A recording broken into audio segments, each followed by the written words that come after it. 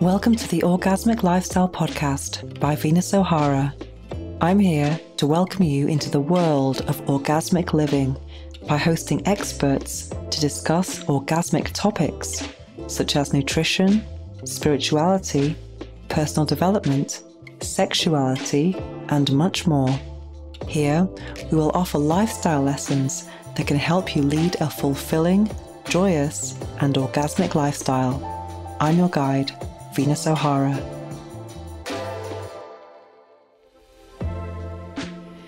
Welcome to the 47th episode of the Orgasmic Lifestyle Podcast by Venus O'Hara.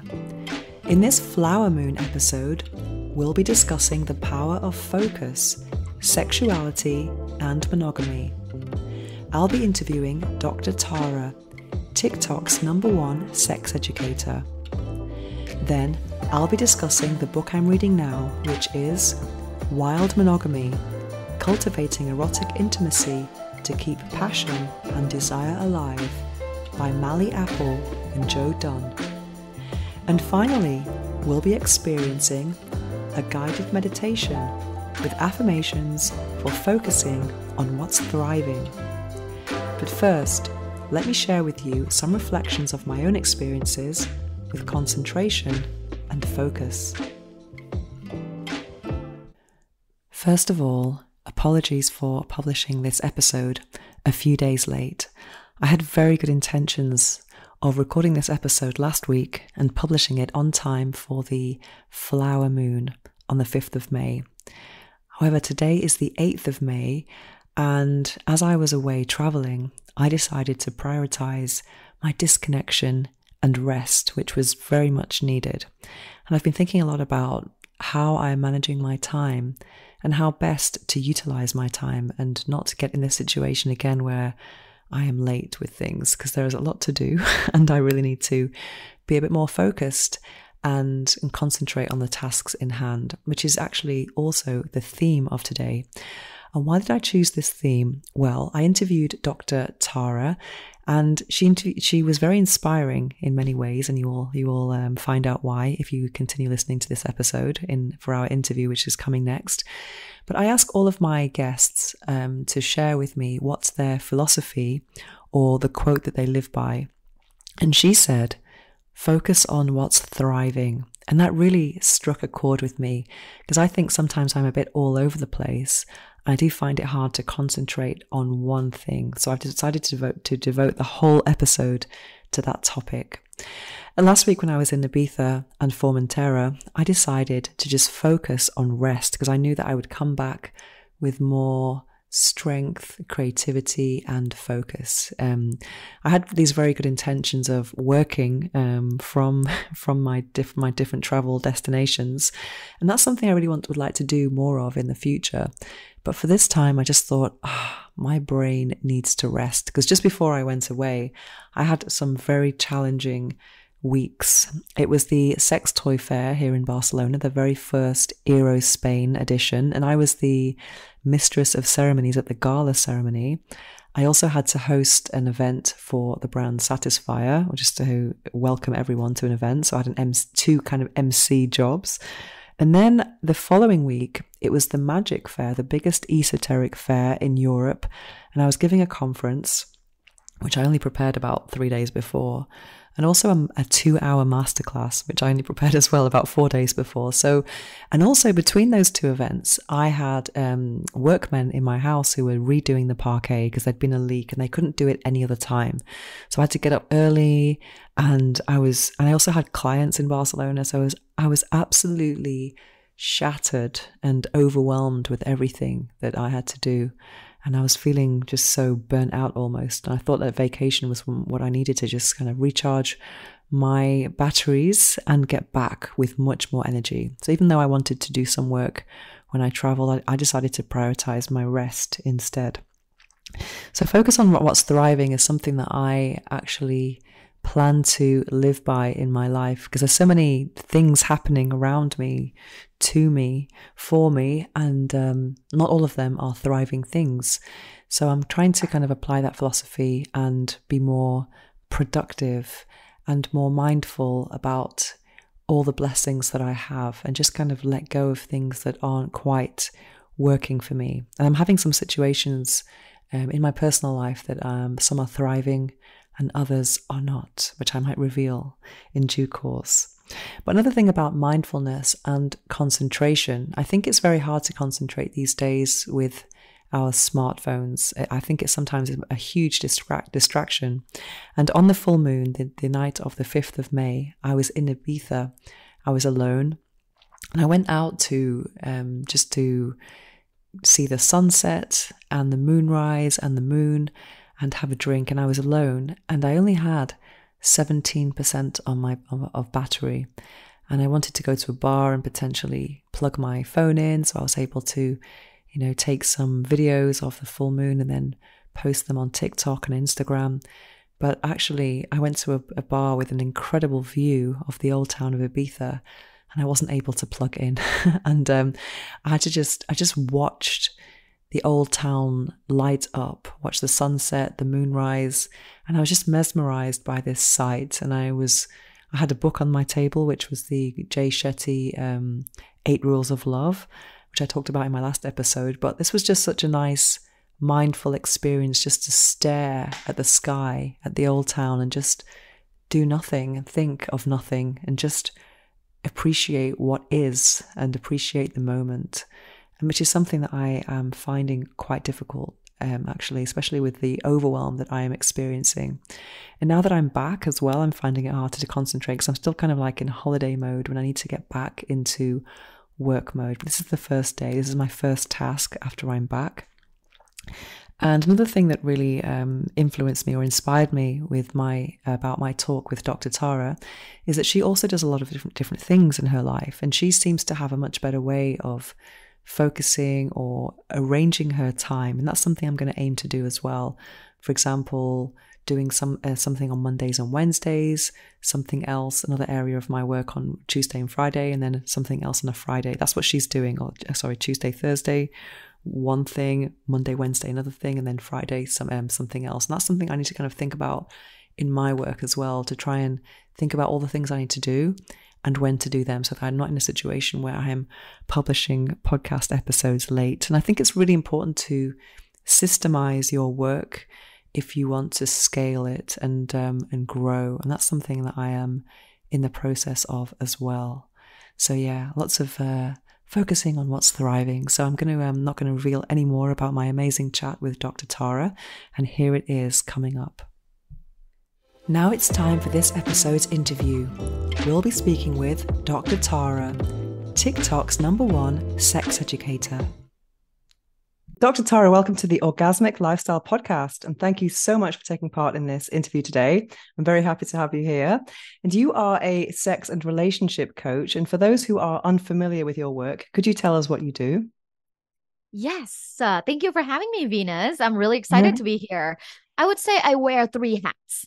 My very first hat and my full-time job is a professor. I'm a professor of sexuality at California State University, Fullerton.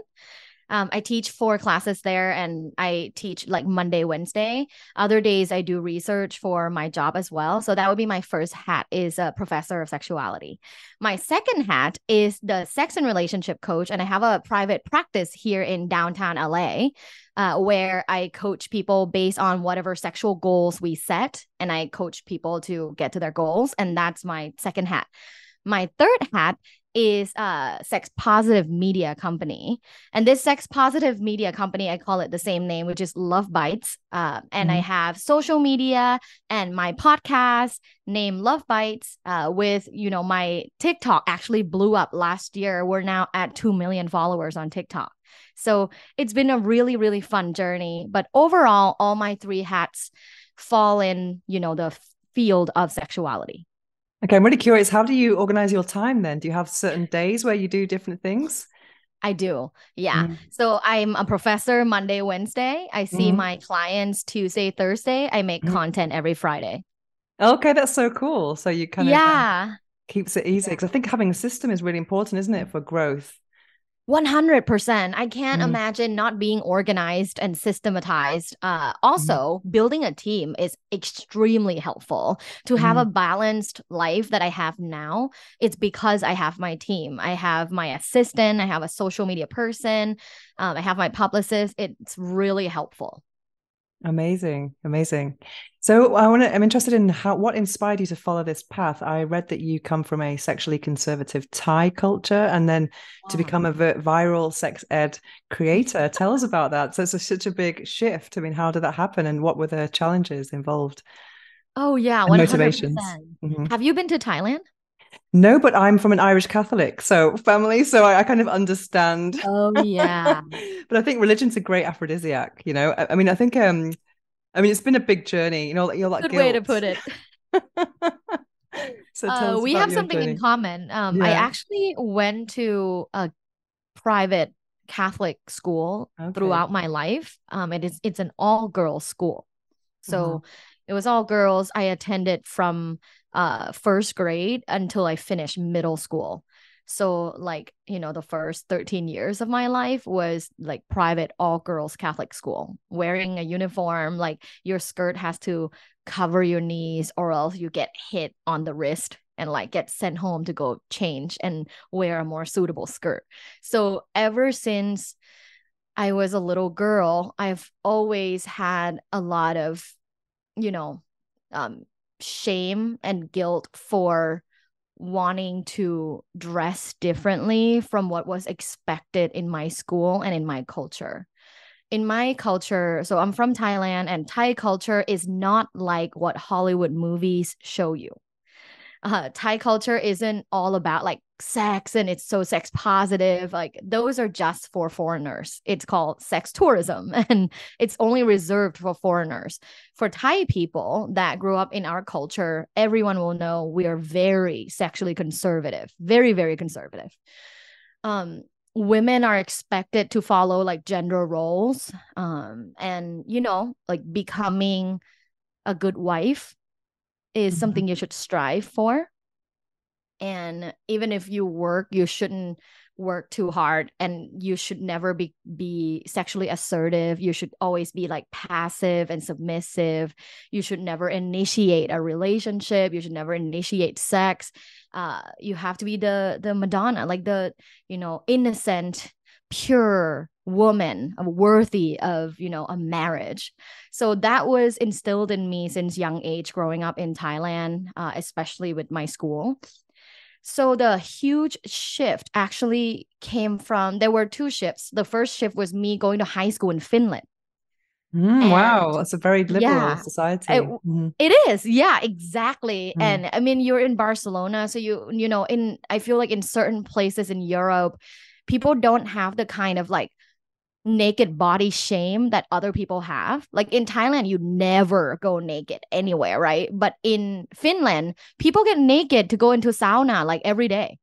And you Mhm. see other people being naked. Like you can see your dad, your mom, your sister, and it's not a shameful thing. Like naked bodies are just bodies and it's natural. So that was my first shift into understanding like, oh wow, okay, so we shouldn't feel embarrassed or ashamed about our naked bodies. That's weird. That's not what I have been taught. So that was my first shift. My second shift was actually coming to America. When was And the that? first place, How long have you been in America for? almost 13 years. Okay. The first place I came to was Los Angeles for my master's. And Los Angeles is, I mean, debatably like one of the most sexually liberal places in the United States. I would say it's Los Angeles, San Francisco, and New York are kind of Mhm. equal. So when I first came here and I went to like these like huge sex toy shops, I was like, wow, there's a whole different world out there where people just enjoy sexual pleasure without feeling shitty about themselves. And I was always a very sexually curious child. Mhm. From the longest I remember, like when I was 10, I would use the bidet like extra long because it felt good on my clitoris. I didn't know it was sexual, but it felt good. Mhm. So I was always sexually curious. So coming here and like witnessing, observing other people approach like different lifestyle, different relationship structures, like there were people that were poly. Um, it really opened my eyes. Like, wow, okay, so there's so much variety when it comes to sex and relationship. And the only thing I knew, like the monogamy, heterosexual, like woman as submissive model, like is so antiquated, and that, you can opt into any kind of, explorations. So it kind of started there. Amazing. So I feel in my journey, which was kind of similar, I think I experienced so much pleasure from sex that I was the idea of being repressed just didn't occur to me, you know. Yeah. But I think, I mean, do you think it's a huge advantage with what you do, especially with your when you're doing coaching and seeing clients, to actually fully understand this conservative mentality? Do you think that's a massive advantage? Because I mean, I guess a lot of people don't have that. Maybe people who've grown up in more liberal environments. Yeah. Do you find that's an advantage for you? That's such a Mm. great question. It's 100% an advantage. I'm able to truly empathetically understand someone Mm. because of the stuff that I went through. I remember the first therapist that I had. And that therapist, I asked that therapist a couple of questions about them because I wanted to know where they come from. And I asked that therapist about, like, how they grew up, like a little bit, like what's their, religious affiliation, what were their parents like. And I just remember, oh wow, this person has never gone out of their bubble. Like, there is, to me, there's no way that you would be able to understand the vast variety of experiences that I've had since young age. And so I had to quit and find a new therapist that had a more like worldly experiences. So I would say with my background and the variety of personal and professional experiences that I had is a huge advantage. Another thing that, I mean, now that I'm proud of is that I got married young and I went through a divorce. And, at first I was very ashamed.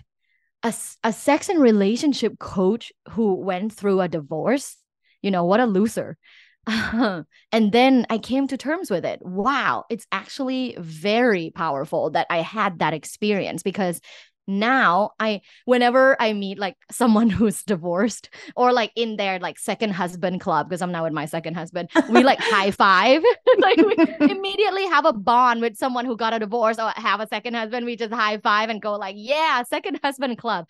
Because it's a unique life experience. Like, if you've never gone through it, it would be really hard to understand. I love the second husband club. Yeah. Are you in the second husband club? No, I'm not even first husband club. All right. All I think right. for me, because I grew up with very strict parents, so then going into relationships when I've been living with people, I found that even more restricting than being a teenager. So I think I've kind of avoided that. I'm on a kind of love journey right now, just to try and overcome a lot of my avoidant attachment stuff. But yeah, there's a lot of stuff to unpack. But it's a nice journey as well. Do you feel So like it affects your sexual attraction for people? um, I think it has done in the past, but I've been on a spiritual journey as well. And I feel like I'm on this very rapid upward spiral, and I just want to have no limits, you know. And I'm not saying that a relationship can limit you, but it can somewhat, because you do have to consider someone else. Yeah. So I just feel I'm kind of having, there's an order to things in life, you know. First of all, I mean, I was in a relationship that was kind of not the right one during the pandemic, but that kind of shifted our perceptions, that we're doing things which, you know, out of fear, not out of love, maybe. And now I've been constructing Mm. an amazing group of friends. We call ourselves the goddesses, and I think love is the next thing. So Oh, I yeah, love yeah. that. The goddesses. Oh, that's Yeah. so Yeah, beautiful. we have this group called Goddess Treatment Only. So we really hold each other accountable for everything, you know, work, dating, and Wow. so it's really nice. And we do goddess reports at the end of the month.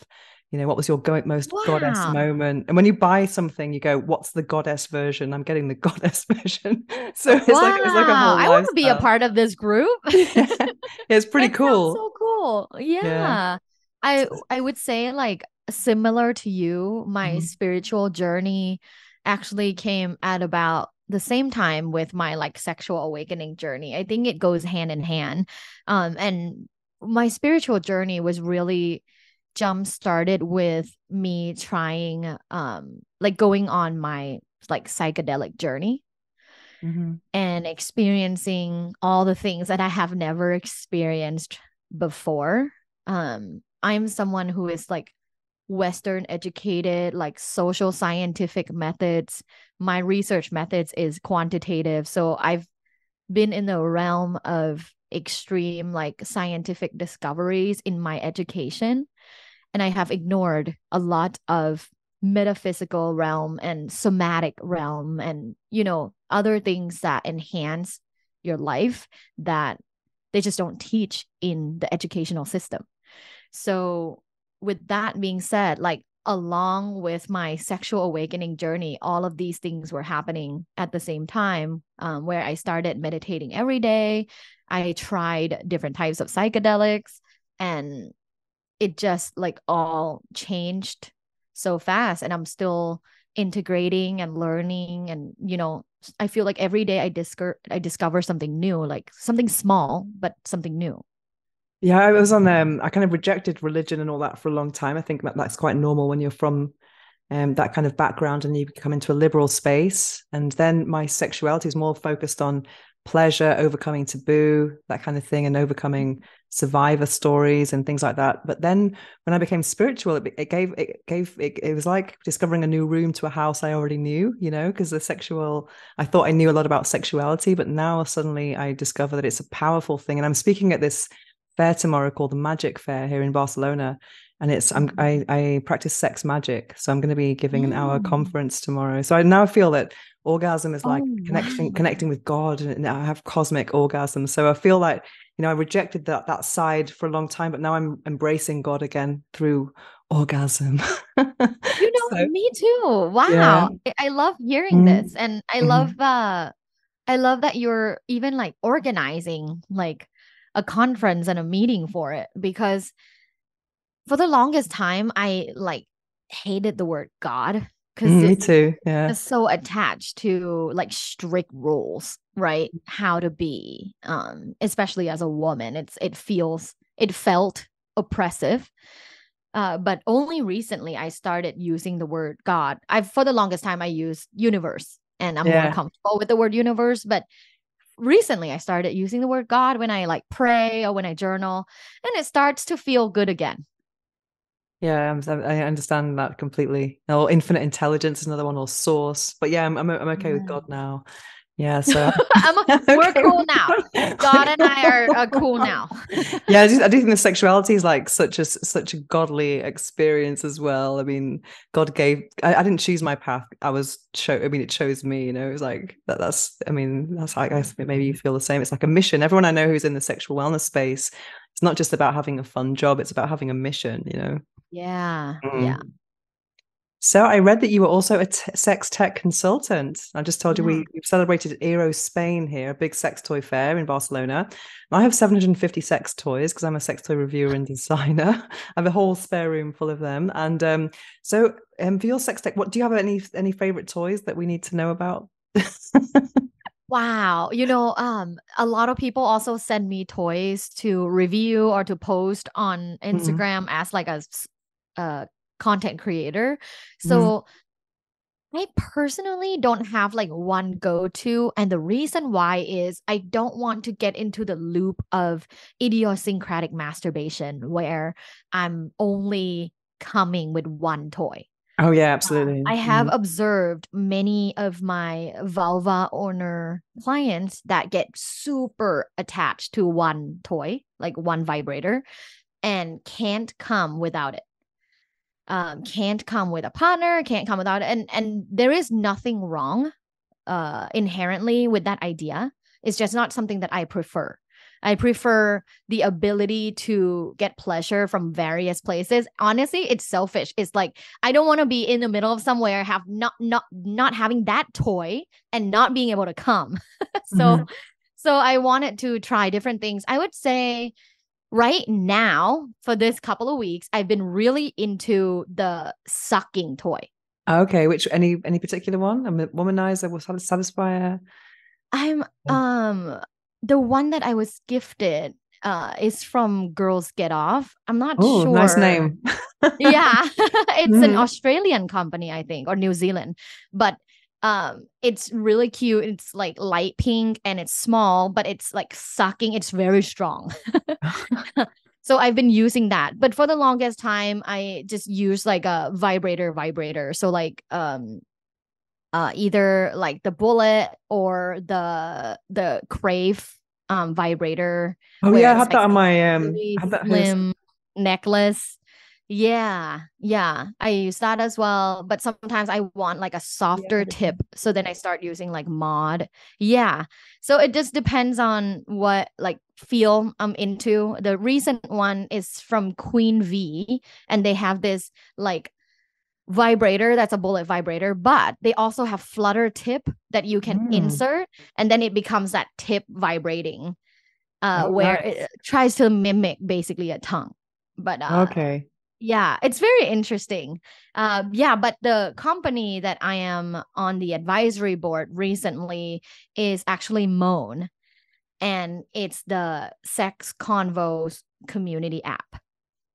So Okay. yeah, it's an audio chat room app.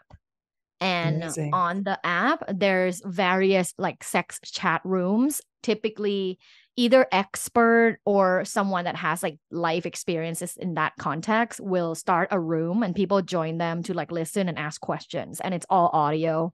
And it can be anonymous, like you don't have to use your real name. So I've learned so much. Like I joined a cuckolding room and learned a bunch about this woman who has lived the cuckolding life for 15 years, is still living it, but it's so interesting. And then I listened to a room of this woman who loves, um like massaging and smelling feet, Wow. who gets turned on and aroused by like massaging and smelling feet. It's super interesting. So to me, it's like a good exploration. And the first time I stumbled upon the app, I was like really liking it already. And then I started talking about it with the CEO, and he's like, do you want to come on as an advisor? So then I started our journey, our relationship. That's amazing. 'Cause I think in our world of the sexual wellness, it's if people think is it, I mean, with toys even, are there really new toys every week? But yes, I mean everything's constantly evolving. That's the most fascinating thing. And there's always new ways to express sexuality that we don't know about. And it's Yeah. such a vast topic, it's not just about in, out, shake it all about. It's like so much bigger than, missionary penetration, Yeah, 100%. Like Mhm. I said, I learn like something new every day. Mhm. Amazing. So I want to learn, speaking of new things, what is Riz? I saw this. I didn't know what it was that you're talking about. This is what your publicist sent me. Gen Z's love and dating terms. Okay, so there's lots of new words that have come into Mhm. into our vocabulary lately. Can you It's share any fun. that's what's Riz? Interesting. It's a new Um, word for me. Riz is someone who is like charismatic, who knows how to talk, who knows how to flirt. Okay. So that's like a Riz, someone who has Riz, or like a Riz god is someone who's Ah, really good at flirting. so that's not dick pic then. It's a bit No, more. no, no. That's like the least Riz. Like that's no Okay. Riz. You actually there's actually like a really famous video produced by Jubilee on YouTube, and it's like a game show where there's like six guys and six women, and the women talk to each guy and they rate who has the most Riz. It's really interesting. It's a very common Gen Z term. Okay. Any more that you can share with us? Yeah, another one that's very mass now is bricked up. Have What's you that? ever heard of that? Bricked up, like living together. No, bricked up means getting aroused. Okay, like a brick. Yeah. Okay. Yeah. So like you say, let's say like, oh, like the way she eats that popsicle gives like makes me bricked up. Okay. Or like he always opens the door for me, makes me bricked up. Okay. So it's for it's just like I would think of that as an Anyone can erection. use it. Okay, Yeah, it cool. comes from an erection, but like a Okay. woman can be like, oh my God, he did this, like made me Mm. so bricked up. Okay, that's interesting. So I was also interested about communicating sexual desires for Mhm. a summer fling or to freshen a long-term relationship. So everyone says like communication is really important, but I mean, how should we communicate? Because talking's not the only way, and it's not always so Right. easy. Do you Yeah. recommend? I guess a bit of both, like before bed when you're wearing your clothes, or in the situation. Can you give us any tips about both scenarios? What would be advisable? Yeah. And I love that you said, a lot of people have said communication is extremely important for Mm, your sex life. And last year, I conducted a large scale study based on 5,000 subjects. And wow. I found that sexual communication is one of the top three predictors of long term sexual satisfaction. So if you're not communicating, there's no way you're going to have long term sexual satisfaction. It's very important that you're talking. With that being said, when it comes to communicating your desires or wanting to try something new, something else, it's always important to consider this macro communication as like a separate dialogue that's necessary. Don't think of it as like a part of your sex life. So don't have it in bed, don't have it when you're naked, don't have this conversation before or after or during sex. It has to be a completely separate dialogue. Actually, highly recommend like when you're both sober, Hmm. and maybe over morning coffee or over like dinner together, somewhere where you're able to have an honest conversation. It's always hard to start if you're someone who has not talked about sex that much in your life and you and your partner have never talked about sex. It will be hard, and that's just something you have to accept and overcome. It takes one person to initiate, so you, the listener, could be the person who is more brave, who initiates this conversation. Now, a few tips when you have this conversation. First, you want to prime them that you want to talk about sex. You don't want to start with, Jason, listen, I want to fuck someone else. Right? You want to prime them that, hey, like tonight, can we talk about sex? I know this is kind of out of nowhere, but we've actually never talked about it. So I would love for us to talk about it. So priming is really important because it allows people to be like, okay, I'm getting ready for this kind of conversation without being caught off guard. The second tip would be when you want to talk about sex, ask your partner a question first. So don't state your claim or desires first.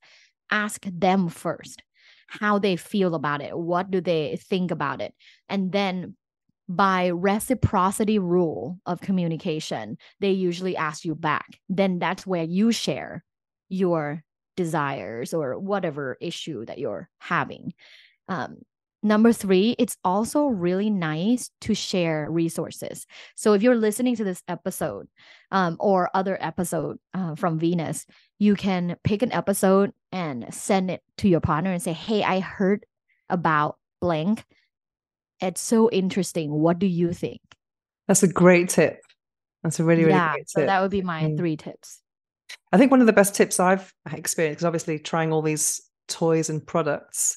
I think when I did have the last partner I was with, having to try board games was amazing because that's like someone else telling you what to do because you're going around a board like Monopoly, but Yeah. because then you're doing random things. And also I got given in the fair these question cards, I think it's a really Yeah. good idea because sometimes I really, that's something I admire a lot about the BDSM community or the polyamorous community. They share so much more about Yeah. boundaries and tastes and desires than They the really do. They're so much yeah. better at communicating. Yeah, and I think if everyone could kind of get on board with that, I think everyone would have a much better sex life. And what about when you're actually in the moment and someone does something you don't quite like? Do you have any tips about that as well? Yeah, I would say for instant feedback, it's always good to encourage something you like rather than saying something you dislike. Okay, that's a good point. Yeah, More so this, more that, less this, less that. yeah, Yeah. rather than like like, ew, that doesn't feel good, right? Okay. Maybe rather than that, say like, ooh, can you go slower? That feels good.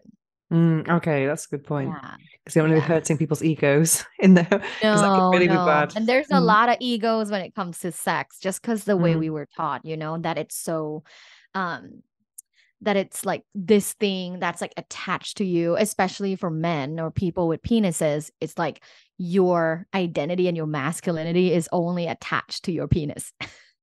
yeah. And I hate So they're very sensitive. yeah, and I hate this kind of mentality of there was a couple of songs I can't remember now. There's one by Little Mix about shout out to my ex, does your new girlfriend fake it like I did? And I think what's great about that? You should be communicating. You know what I mean? Yeah. As if like men should kind of know it, how, be automatically able to please you without knowing. Yeah. There's a lot of pressure, I think. Hmm. Yeah, so much pressure. Again, like communication is necessary and being patient, being flexible and like adjusting, all of those things. Like I think Esther Perel talks about erotic intelligence. Hmm. Um, being patient and communicating and understanding your own body as well as trying to understand your partner's bodies, all of these things combined like become your kind of like sex IQ, right? So if you're rushing and you only focus on certain thing or focus on coming and you're not experiencing the whole thing, um, that's not doing it justice. Okay, so talking about love languages and communication. So do you know two new love languages? So can you tell us what love languages are, and Right. what are the two new love languages for better sex and relationships? There are so many like people that talk about love languages as like, oh, but I don't have one. Like, I like all of them. And I think it's Mm, true. Like, we do like all of them, right? Like, if you had to look at the original five, Venus, like, mm. do you feel like there is a certain one that you feel like, oh, that's mine? Can you remind me what the five were? Yeah. So it's words of affirmation, Hmm. right? Like, I love you. I'm encouraging you and, confirm like, you're my one and only or whatever it is. There's physical touch, Mm. gifts, quality time, and acts of service. I think about all of them. I think all Yeah. of them, definitely. Maybe not gifts so much. I mean, that's nice Really? extra. It's nice extra, but it's not something I would expect all the time. But I think it's more, the other things are way more important to me, personally. Do you feel like when you receive gifts, do you feel like that's an affectionate thing to receive, or do you feel like, oh no, that's I actually don't like that? I think thoughtful things like someone buying something you like, something simple in the supermarket that you like, or buying something that you like, that's nice. But it's not something I would. I think if it's done very regularly, then I think it takes away that surprise element. I would. For me, what's more important, what kind of kept me in relationships for longer than I should have been in them, was those daily messages and support. Every morning, how did you sleep, and every evening, how was your day? That kind of thing, that connection with someone can listen to all of your trivial stuff and support you. And I think that's for me the thing, definitely. Do you Yeah. feel like a certain one, like let's say if there was only one type of love language that you can receive forever, which one would you pick? Probably the physical touch. I Yeah. see. So Yeah, it because I makes think I sense in think this line of work. yeah, absolutely. I think it's really important. I mean, I know lots of, relationships that are happening around me with friends who are not as sexual, and they've got all the other things mastered. They've got the nice weekends away and the thoughtful guy who's buying them flowers and all of that. But there's no sexual spark, and I would rather, I could not live like that. You Um, know? that was my first marriage. I Uh-huh. feel like we had everything. We were seemingly perfect, Hmm. but not that part, and it really didn't work. It really eats you up. I mean, I've lived out on both sides. I've been the one kind of turning down the sex and the one desiring more sex. So I know it's really such a painful thing. I'm not It sure. is. Yeah, it's a very And painful it's like thing. always the elephant in the room. Like Mm, you're just so uncomfortable. yeah. Um, So with that being said, so there's those original five, which, a lot of people have talked about. But then the main argument is people usually say, of course we all want all of them. Right. So some therapists and researchers have looked into various types of love languages. There's uh, Anne Hodder, I think she came up with like 24 or something types of love languages. But the two new love languages outside of those five that people have been talking about a lot is the first one is shared experiences. Amazing. As a love language, because you think of other things, there's quality time, but it's not necessarily like a shared experience. A shared experience is like something that makes you feel closer together. So it's almost like a step up. Right. So instead of just spending the time, it's like you are more intentional in creating experiences together. And then the second one is emotional security. Oh, wow. Providing emotional security or receiving emotional security as a love language is extremely important for a lot of people. And people are like, oh, isn't that, through all these love languages that you receive, you build emotional security? Not necessarily, because people could be doing that not like an intentional way of trying to build emotional security. There are different ways to build emotional security. Obviously, like consistency is one of them, right? When you say that you're going to do something and you do it, people feel like, oh, okay, now I can trust you. And there's like this security, the bond between you and them. What do you think someone can do for you that allow you to feel more emotionally secure with them? Well, I think for me, what I love about being in this kind of relationship bubble or cocoon is when you start creating your own language, like words that only you know and jokes that only you know. I think that for me has been a really big thing, that I really Yeah. enjoy. Yeah. That's really sweet. I love that too. And Mm. I also love fun, flirty, like dirty nicknames. Yeah. I would say for me, one way to make me feel emotionally secure is like when I share with you something, you don't respond back with like a judgmental language. Mm. I think that really scars me from like previous relationships is when I say something that I want to try, perhaps like sexually. And my previous partners would go like, ew, or like, with a judgmental, like, why would you want to do that? Like, or only Using weird, it like against you. only weird people do that. Yeah. And made me feel bad. So that way, it was just too hard from then to like build emotional security with that person. You have to be able to feel like you can share whatever, and their first response isn't going to be judgmental. Like, that's my emotional security.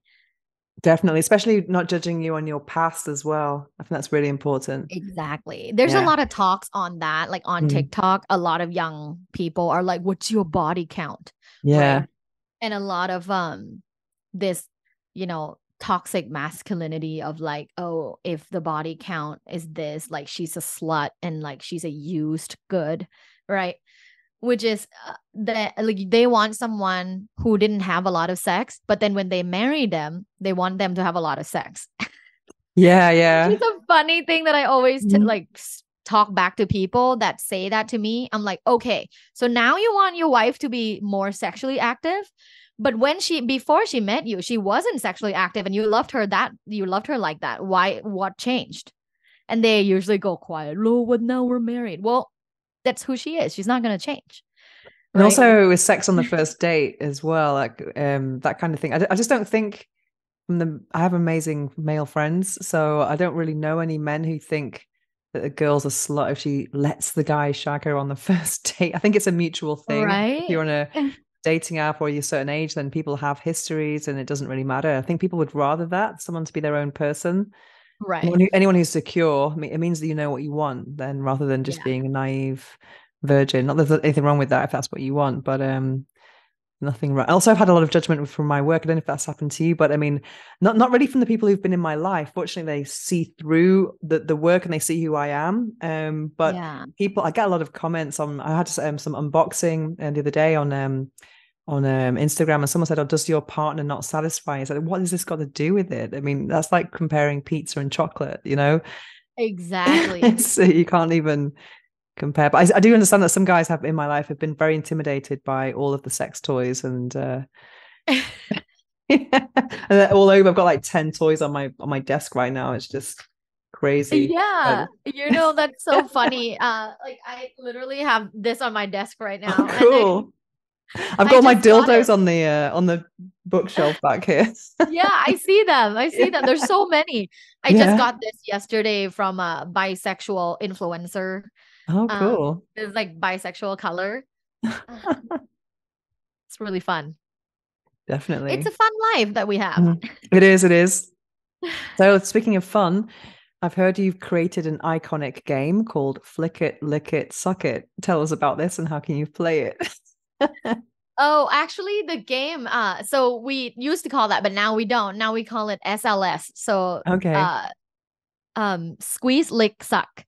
Okay. And it's basically you can just if you want to not download an app to play, you can just write body parts into small pieces of paper, tear them up, fold them, put it in a hat, and then basically take turns to pick up a part.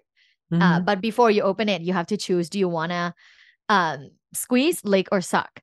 And then you Okay. open the part and then you do that to the Okay. person. So you can do that too, but there's also an app called Scratch Adventure.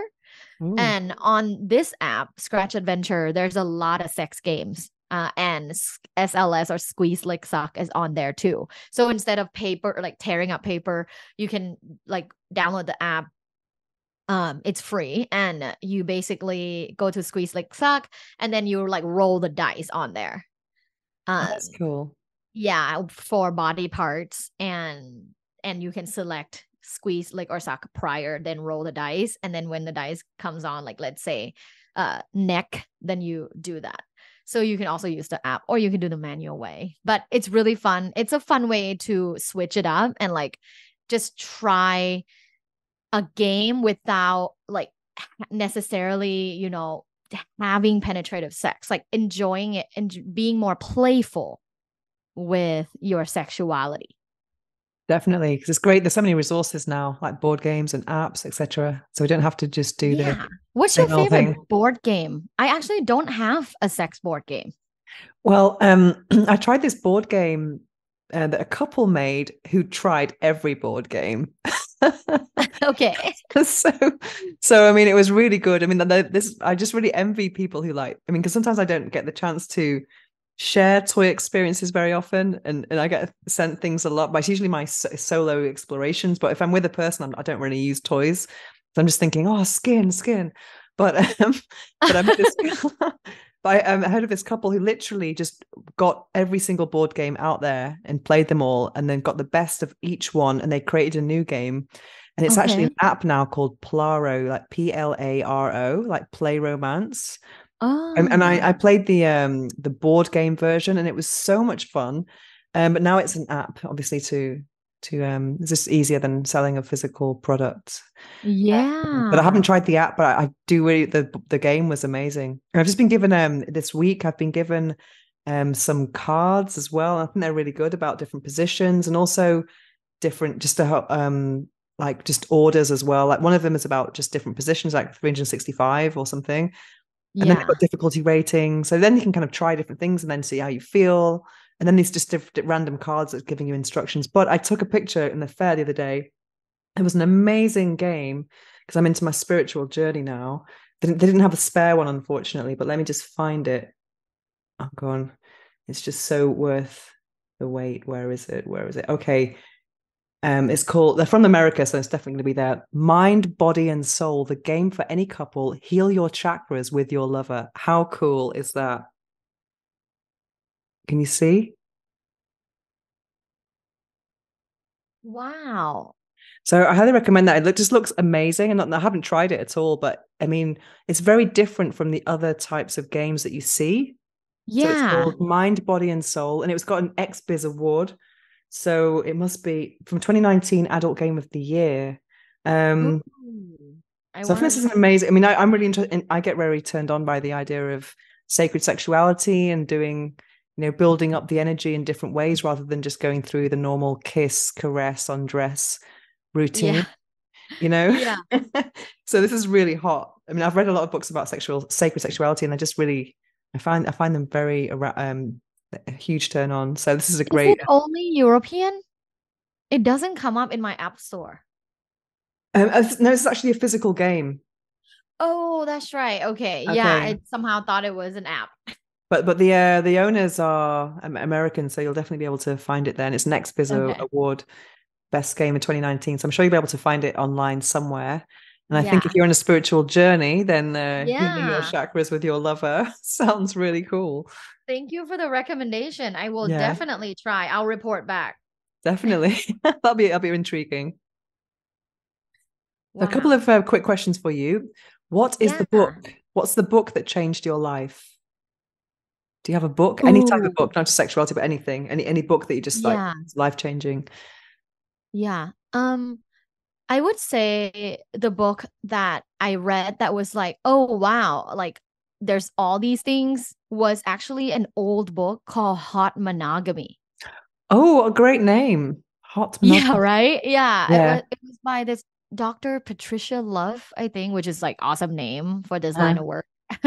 But that was old and I read it long time ago and I just remember like wow, people spend the time to write hundreds of pages about this. So that was really interesting. I'm going to interview a couple soon called Mally and Joe, and they've written a book called Wild Monogamy. So I'm going to be reading that soon. I just Yeah. opened it just to see it, and just looks very just quite enticing from the page one. So I think that's really interesting to. Cause Yeah. I would say I'm a naturally monogamous commitment phobe, which Mhm. sounds like very Yeah. contradictory. But I mean, I think there's so many beautiful rewards in monogamy. Not when it's demanded of you, but when you desire that, when it's a mutual Yeah. desire. Yeah. You I'm know. not personally monogamous. Mm, We're married, but we're in a monogamish marriage. mm. So we play with others. So I don't like necessarily live by like the hot monogamy book, but there are a lot of interesting like research facts and exercises in that book that I really like. So I would love to review Wild Monogamy to see what it's about. Great. I also recommend the couple because they might be good guests for you as well. I'm going to be Yeah. interviewing them in a couple of weeks, and they're kind of they look like they're having a lot of fun together. So Yeah. yeah, it That's sounds awesome. interesting. And what about which phrase or affirmation do you live by, or quote? Do you have any phrase that is Mm. a lifestyle for you or something you live by? Yeah. You know, one thing that I say to myself every day is focus on what's thriving. Oh, that's some. And give an example of in terms of work or everything. Everything in life. I think we can Mhm. all benefit from not like, going through the negative like rabbit hole of just continuously worry about something rather than that focus on the stuff that's working in your life, the positive things that are happening in your life, and amplify those things in your life. Because I completely believe that the energy you give is the energy you receive. So focus on what's thriving has always been just my favorite one. Work, relationship, friendships, family, all kinds of things. Amazing. I'm going to apply that to my life. So where can people find you? Yes, my website is lovebites.co. That's LUVBITES.co. And all my information's on there, my social media, my podcast, and everything. Amazing. So Dr. Tara, thank you so much for this interview. It's been a really interesting talking to you. Thank you for having me and have an orgasmic day. Thank you. The book I'm reading now is Wild Monogamy: Cultivating Erotic Intimacy to Keep Passion and Desire Alive. And this is written by Mally Apple and Joe Dunn. I'm so excited about this book. It was sent to me by the authors and signed, and they said, "Dear Venus, we are looking forward to co-creating some magic with you. With love, Mally and Joe. Wow, so exciting. In fact, the magic we are going to create, we are going to actually record an episode for this podcast after I've read the book, and I'm very excited about that. I do love to interview authors. I do feel as though I have a special connection to the book and the author. It's just such a privilege for someone like me who is, for anyone really, but also for me as a bookworm. I do love reading. And I'm very excited about this topic as well of wild monogamy. Let me read a tiny bit of the blurb at the back. It says, drawing on stories from real people and the latest research on sex and love, wild monogamy encourages couples to develop or redevelop their erotic intimacy. You'll learn how to create an environment of love and trust in which you can compassionately and creatively work with personal challenges, explore your desires, and enjoy new depths of connection together. Enhance your emotional connection. Use the healing power of eroticism to break free of fear, insecurity, inhibition, shame, and self-consciousness. Transform everyday moments into moments of playfulness and passion. See intimacy issues as perfect opportunities for healing, growth, and pleasure. Design your own intimate adventures. Ignite your attraction and desire for each other. Wow. And this is written by a real life couple, and they are personal coaches for singles and couples, and they help people to create intimate relationships that are compelling, connected, sexy, and fun. And in the pictures they have together, they definitely convey that they are connected and having a lot of fun. And I love the idea of wild monogamy, because I think in this day and age, I think there's a lot of more awareness of different types of relationships, such as polyamorous relationships, open relationships, and they can take many forms. And I do think some people can assume that monogamy is something like the boring option. But for me, I definitely think that monogamy can be very exciting and rewarding, but it definitely has to be something that you choose, not something that's imposed upon you.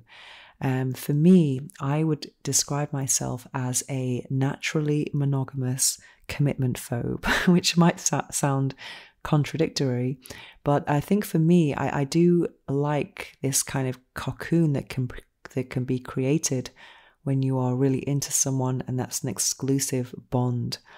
I don't think it should be something that you should demand from someone else, or that they can demand from you. I think it should be something that you yourself genuinely desire, because I think life is such a huge gift and time is our most valuable asset, and to try and impose your ideals or desires on someone else, I just don't think that's the right thing to do. If someone is faithful to me, it has to be, or monogamous, it has to be something that they desire and they find rewarding. And that's the same for me as well. I think also for me, I was brought up in a very strict household, and I felt really controlled all of the time, and I couldn't wait to break free from that and leave home and live with my own rules. And I did that through study and being able to go to university and get a grant, get student loans, and be able to just be my own person. I still remember the first time I went to the supermarket and I could buy all the things that my mother would never buy because we weren't allowed to have it at home. And it just felt so liberating, and liberating to be able to do whatever I wanted without having to answer to anyone. Then later in life, when I've lived with past lovers, I found the experience to be incredibly suffocating. It was actually much worse than being a rebellious teenager. All of this control of where are you going, who are you with, when are you back, on the kind of almost bordering on possessiveness and control. And that did not feel good to me. So I've been a real free spirit in that sense. But at the same time, I do really value that intimate connection. I do also, it's interesting to see that relationships can be healing, and that you can overcome a lot of self-consciousness and pain, even just like I've just read in this inhibition, shame, self-consciousness, fear and insecurity through a partnership. Because for me, I used to assume that, being in a relationship, I always felt I'm a bit more vulnerable and that I would be contributing to my traumas. But then I went to this spiritual group once, and it was talking about relationships being part of healing. And I just thought, wow, I never thought of it like that before. But I definitely believe there's a lot of healing that can be done when you are supported by someone. And also, something I love about intimacy has to be when you create your own language, almost words that only make sense to you, jokes that only make sense to you. And I just think that's amazing. And also that daily support of someone listening to you, you listening to them, and then them being concerned about how you slept. Those are the things that really make a relationship, in my opinion. And those are the things that I do kind of, I would like to, how would I say, I would like to manifest that in my life. But I still feel a little bit lost in terms of that area of my life. I think I've shared many times with you that is the part of my life which is probably the least performing area of my life. But I am kind of open and more ready to actually work on it. And I'm also going to see Jay Shetty this month. I've also been reading the 8 Rules of Love, which I talked about in my last episode. And I've advanced a bit more in that book as well. And that's been quite triggering, actually. The first part talks about solitude and being able to be alone, which is, I've totally mastered that. I've just been on holiday alone. I can go to restaurants alone. I have no problems with that. I can spend days alone. But I also bounce off other people's energy. So it's nice to kind of feel complete as a single person and then be able to enjoy other people as well, not feeling that I need them. Well, obviously we need other people. There's no denying that. And the second part is all about your karma, and that can kind of go back to some triggering things about childhood and adolescence and younger self meditation, which I do find about quite traumatic almost. But I mean, I think I've had some relationships. I haven't really chosen the right ones because I didn't really know what to choose. And I've always focused on passion. I've prioritized passion and flow, and just been, let's say, relationships that I've had have formed because I was sexually attracted to the person.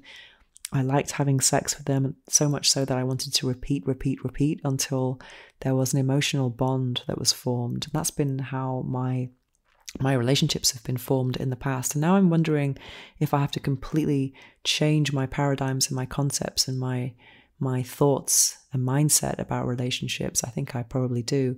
And also when I was in the magic fair, it was the biggest esoteric fair in Europe that was celebrated here in Barcelona just a few days ago. I remember there was a couple of women who came to my sex magic masterclass, and they had a sacred geometry stall, and I was thinking about buying some sacred geometry from them. It's a whole totally new thing for me, so I didn't really want to just make a random purchase. I was just intrigued about discovering what different geometry patterns meant and different affirmations for different ones. And I saw one that was for passion or something like that. And I thought, maybe I could use that in my bedroom. And then, but the women who were on this stall, they'd already been to my sex magic masterclass. So they knew that might not be the right thing for me. And they advised me to get something else. And they said that you need calm and tranquility in your bedroom if you want to kind of explore more kind of tantric sex, more type of, sacred sexuality. And I thought, that's so different to what I used to think maybe 5 or 10 years ago, where I just thought passion was the thing to go for. Not that you shouldn't have passion. I'm just saying that sometimes it has led me down the wrong path. So I do find that the idea of having like a healing relationship is very, very intriguing to me. And I read somewhere, I can't remember who said it, but when you're younger, you want someone who's going to make your legs tremble with passion and make you really nervous.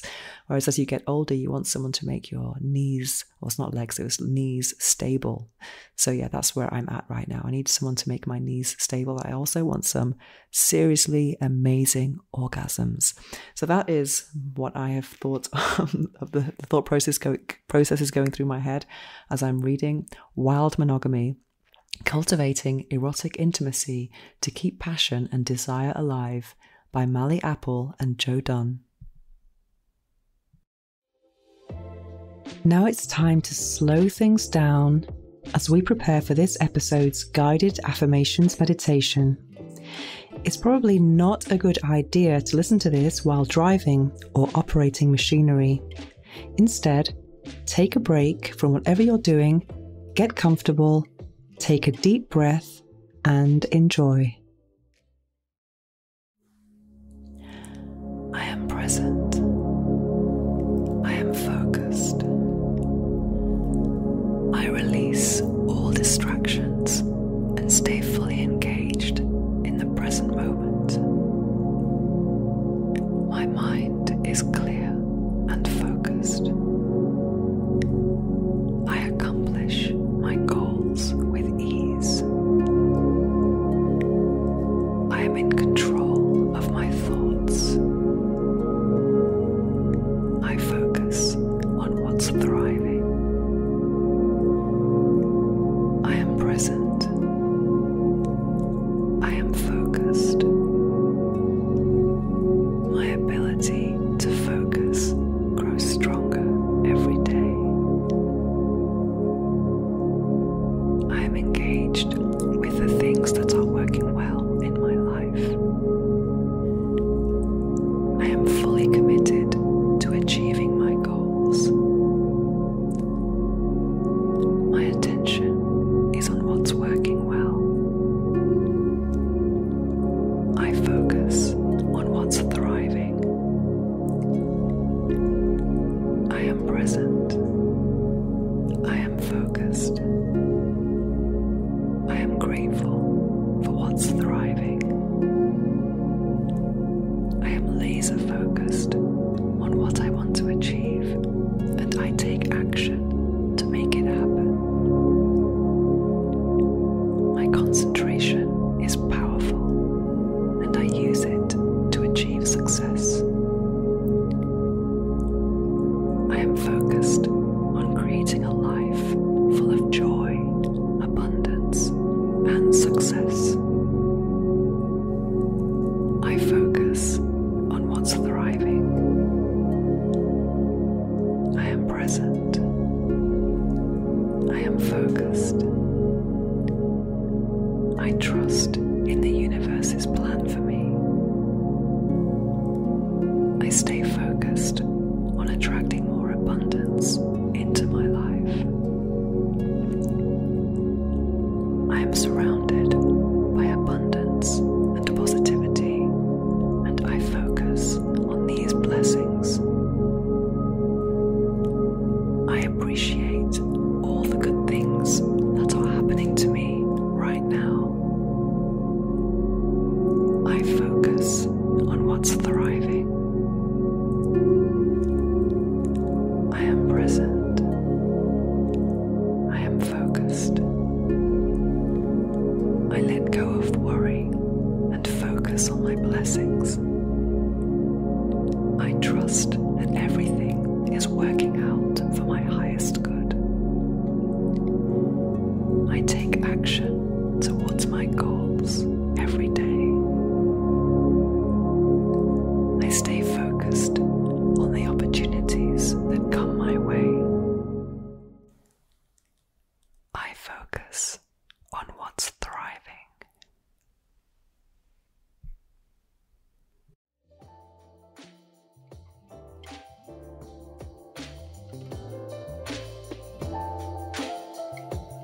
To find out more about me and my orgasmic lifestyle, visit venusohara.org or follow me on Instagram at instagram.com/venusohara.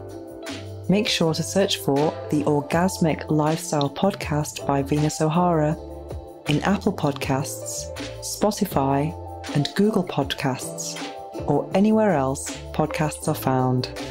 Make sure to click subscribe so you don't miss any future episodes. Thanks for listening, have an orgasmic week, and make sure every day is a climax.